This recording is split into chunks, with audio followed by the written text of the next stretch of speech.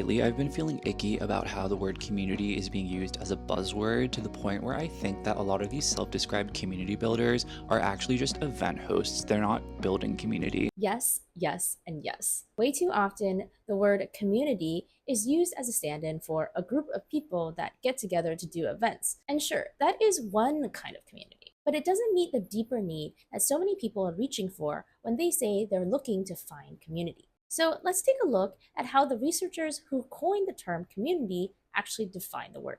The first principle they talk about is membership, that you have invested in and feel a right to belong in the community. That also means there's boundaries as to who is part of the community that allow for emotional safety of its members. The second is influence, going in two directions, that you influence the community and the community also influences you.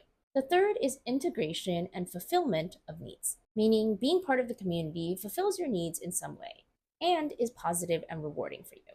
The researchers noted an underlying part of this is that you and the community share similar values. And finally, there's the shared emotional connection that comes in part because of shared history together. So if we think about community through this lens, there are cases where an event group can fulfill some of these roles. My fencing community and I share a history of competitions and training. I feel like I belong when I meet up with fellow chefs and food industry people, even if we don't talk all the time. But a deep sense of connection does not come from just having good times together.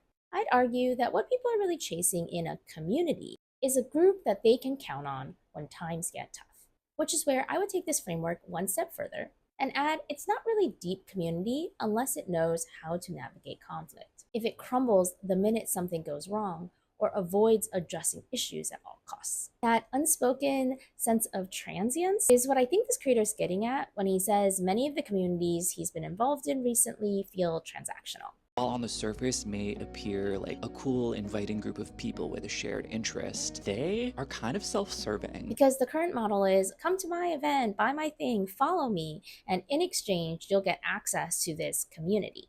But there's no actual practice of holding and nurturing relationships for the people who do show up. This ends up feeling less like building towards a community that's going to be resilient through tough times, and more like collecting friends as you would LinkedIn certifications. Because there's lots of glamour in being the face of a community builder who hosts events, but not a lot in quietly building the muscle of handling conflicts between people. And as someone who's done a lot of professional facilitation on contentious topics within DEI, I can personally attest that getting people in the room together is the easy part. The hard part is getting everyone to want to stay there.